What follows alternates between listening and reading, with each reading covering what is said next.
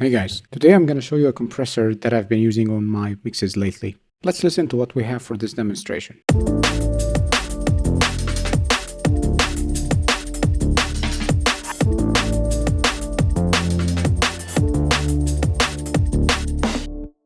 We're going to use u73b compressor by Audified. I'm going to reduce my input a little bit, so I'm going to set it to limiting, and we'll set our release to 0.3. We'll reduce our calibration to 6 or 5 dB.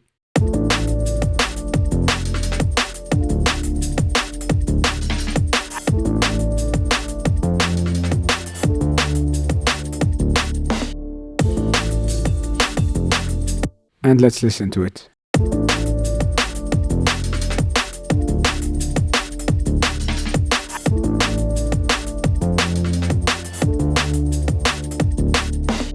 Here is again before. Focus on the bass.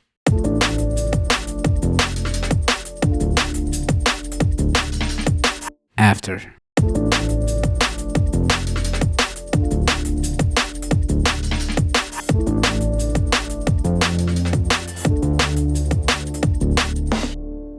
Try it and let me know what you think.